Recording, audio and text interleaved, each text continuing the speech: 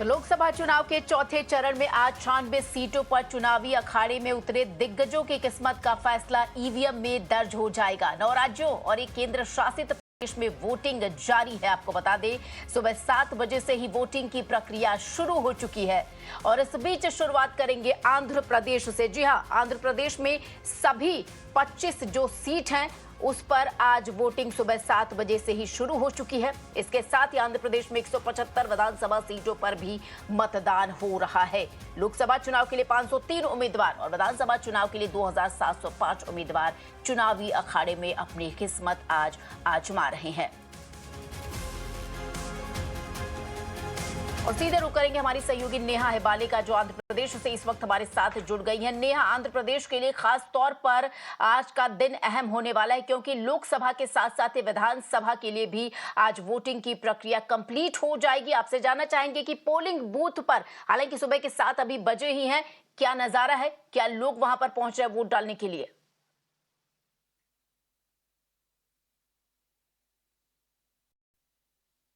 जी बिल्कुल, देखिए अभी हम हैं आंध्र प्रदेश के कडापा रीजन में, जहाँ पे आप देख सकते हैं कि मेरे बिल्कुल पीछे यहाँ पे लोग ऑलरेडी आ चुके हैं। यहाँ पे लाइन लग गए हैं वोटिंग के लिए।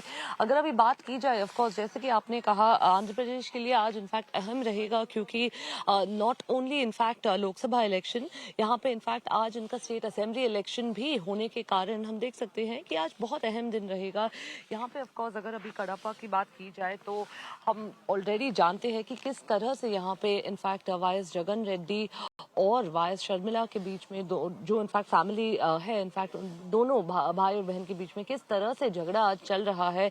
एक तरफ है जगन रेड्डी जो इनफैक्ट फिर से वोट मांगने के लिए आए हैं सीएम बनकर सारे वोटर्स से, और दूसरी तरफ हम देख सकते हैं कि शर्मिला रेड्डी जो है इनफैक्ट जो जस्टिस बैटल आज लड़ रहे हैं यही मामले को लेकर कि आज इनफैक्ट ये मर्डर अक्यूज को क्यों फील किया गया है, यही आज वो प्रश्न यहाँ पे यही देखना बाकी होगा। बिल्कुल नेहा, आप हमारे साथ बने रहिए। इस बीच गिरिराज सिंह का क्या कुछ कहना है वो भी सुन लेते, फिर आपके पास लौटेंगे। 400 के पार ले जाने का काम करेगा, जिससे गरीबों को एक ताकत मिलेगी। मतदाता के साथ इस बार उम्मीदवार भी हैं बेगूसराय से, क्या कहेंगे सर, कैसी तस्वीरें हैं? बहुत अच्छी तस्वीर है। मुंगेर बेगूसराय सहित 40 की 40 सीट नरेंद्र मोदी के झोली में आएगा। और कल पटना का रोड शो नरेंद्र मोदी ने करके जनता से सीधा अपील की है, और उस अपील का दृश्य दिखने शुरू हो गया। प्रधानमंत्री के रोड शो का कितना असर पड़ेगा? मैं तो कहा दिखना शुरू हो गया है रोड शो का। तो बेगूसराय में आप 4,22,000 से जीते थे पिछली बार 2019 में, इस बार क्या स्थिति रहेगी बेगूसराय की अगर बात करें तो? इस बार भी उससे पार जाऊंगा।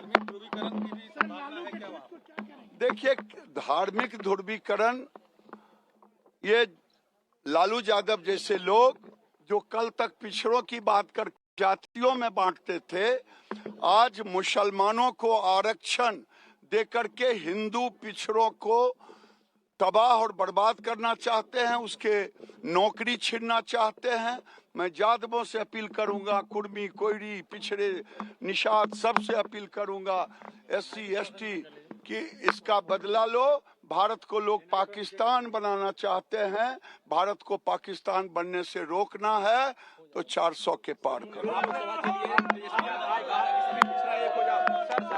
मुंगेर लोकसभा के लिए तेजस्वी यादव ने कहा सभी पिछड़ा एक हो जाओ, इस पे क्या कहेंगे? कहाँ मुंगेर लोकसभा के लिए तेजस्वी यादव ने कहा सभी पिछड़ा एक हो जाओ। इस लोकसभा के लिए तेजस्वी यादव ने कहा सभी पिछड़ा एक हो जाओ। देखिए, ये दो मुहा होगा कि हिंदुओं को, हिंदू पिछड़े का नौकरी छीनेंगे और दूसरे तरफ पूरे परिवार मलाई खाएंगे, और मुसलमानों को आप आरक्षण देने की बात करेंगे। ये अब नहीं चलने वाला है। कहाँ बात?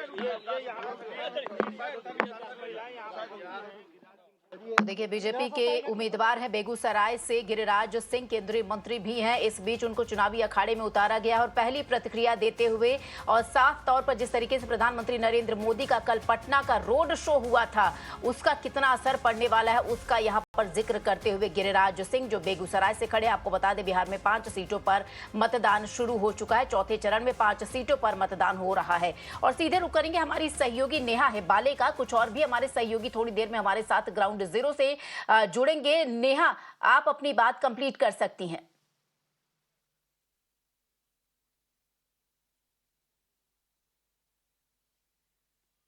जी बिल्कुल श्वेता, अगर अभी बात की जाए यहाँ पे इनफैक्ट कडापा की, तो आप देख सकते हैं कि किस तरह से लोग यहाँ पे ऑलरेडी इनफैक्ट लाइन में लग गए हैं आज वोटिंग करने के लिए।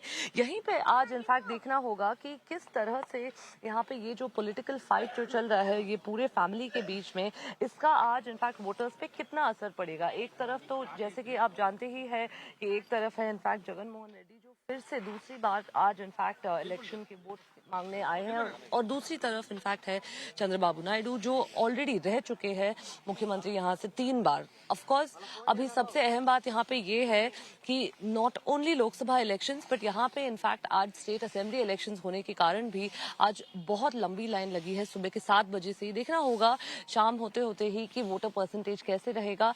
लेकिन ऑफ कोर्स अभी थोड़ी ही देर में हमको ये भी जानकारी मिल रही है कि यहाँ पे इनफैक्ट मुख्यमंत्री जो है वो निकल ही जाएंगे घर से और आएंगे आज यहाँ पे वोट डालने के लिए। जी बिल्कुल नेहा, हमारे साथ बने रही हमारे सहयोगी अभिषेक भी इस वक्त हमारे साथ जुड़ गए हैं। महाराष्ट्र में भी आज आपको बता दें कि कई लोकसभा सीट यहाँ पर वोट डालने की प्रक्रिया शुरू हो गई है। अभिषेक, आपसे जानना चाहेंगे कि आप पंकजा मुंडे के आवास के बाहर है। पंकजा मुंडे, खासतौर पर बात की जाए तो काफी हलचल गहमा गहमी भी थी पंकजा मुंडे को लेकर, और आखिरी फैसला आखिरी मोड़ पर उन्हें उतारा गया। हालांकि उनकी बहन को हटाया गया, उन्हें उतारा गया। क्या लग रहा है, क्योंकि कहीं ना कहीं एक तरीके से अगर पंकजा मुंडे के बारे में सोचा जाए तो वो केंद्रीय राजनीति से हटकर कहीं न कहीं जो राज्य की राजनीति है उसमें खुद का कद बढ़ाना चाह रही थी, उसे लेकर लगातार उनका बैटल चल रहा था। बहरहाल पोलिंग बूथ की अगर क्या कुछ वहां पे सिचुएशन, उसके बारे में आपसे जानकारी चाहेंगे। जी आपको बता दूं, इस वक्त हम पंकजा मुंडे के घर के बाहर ही मौजूद है, और जैसे आपने कहा कि कहीं न कहीं अपने राजनीतिक वर्चस्व की लड़ाई पंकजा मुंडे लड़ रही हैं, और जिस तरीके से महाराष्ट्र की 11 सीटों में से जो सबसे अहम सीट है बीड, और जो एक केंद्र बिंदु रहा है जब मराठा आरक्षण हुआ, यहाँ पर वायलेंस देखा गया, यहाँ पर आगजनी देखी गई, तो एक तरीके से केंद्र बिंदु रहा है। और ऐसे में गोपीनाथ मुंडे जी के निधन के बाद जब बाई इलेक्शन हुए तो प्रीतम मुंडे, उनकी छोटी बेटी को टिकट दिया गया, भारी मतों से वो जीत के आई। 2019 में फिर से वो जीत के आई, लेकिन इस बार बीड से अगर किसे उतारना था तो बीजेपी ने, और ऐसे माहौल में तो पंकजा मुंडे को टिकट दिया गया और उनके ऊपर ये जिम्मा दिया गया कि बीजेपी को यहाँ से जीत कर लाए। लेकिन जिस तरीके से यहाँ पर अभी माहौल है, कहीं ना कहीं मराठा वर्सेस ओबीसी का तो लड़ाई चल ही रही है, साथ ही साथ जो लोकल इश्यूज है जैसे कि कॉटन का है, शुगर केन का है, सोयाबीन का है, उनके हमी भाव को लेकर किसान नाराज है। कुछ ऐसे ग्राउंड्स की इश्यूज है जिसको लेकर के प्रश्न उठाए जा रहे हैं। तो इन सब के बीच में अगर आप देखें अपने एक कट्टावर नेता, और कहीं ना कहीं आपको बता दूं कि एक उभरता हुआ चेहरा और गोपीनाथ मुंडे के बाद अगर कोई ओबीसी लीडर के तौर पर बीजेपी में उभरता हुआ नजर आ रहा है।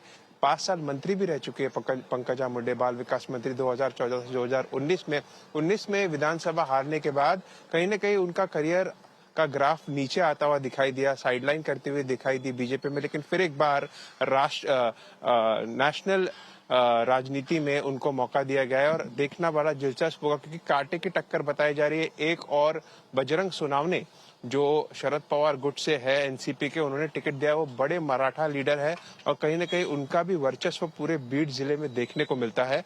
उसी के सामने अपनी जो ओबीसी नेता की छवि लेकर पंकजा मुंडे उतरी है, कितनी कारगर साबित होती है, और क्या फिर से जनादेश पंकजा मुंडे, जो कहते हैं कि मुंडे गढ़ बन गया है बीड, लगातार 2009, 2014 और 2019 में यहाँ से मुंडे परिवार जीतते हुए आ रहा है, तो क्या फिर से ये सिलसिला चलता रहेगा या फिर इस पर ब्रेक लगेगा, ये आज चुनाव तय करेंगे।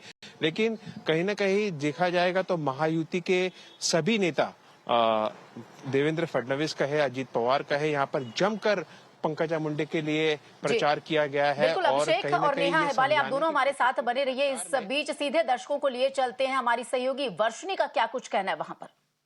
In the state of Andhra Pradesh is definitely very, very interesting to note. And right now we are in Guntur area, where this Guntur is also, this polling station is where Chandrababu Naidu and his son Nara Lokesh will be coming in to vote shortly. And here you can see the kind of support that the TDP is receiving here, since it's also the home ground for the TDP. It's definitely one constituency where they have no doubt about winning this time around. And they are also banking on the criticism that they have put forth during all the campaign that they did in the past few weeks. And that is also one important factor, particularly about what they have criticized Jagan with a lot of things. But at the same time, if you see at the YSRCP, they are also banking on their DBT schemes, which is what their flagship schemes, the direct benefit schemes, which they are banking upon to gain some more votes this time. So it's going to be a high-profile battle with the TDP, Jana Sena Party and the BJP coming into fray, going against the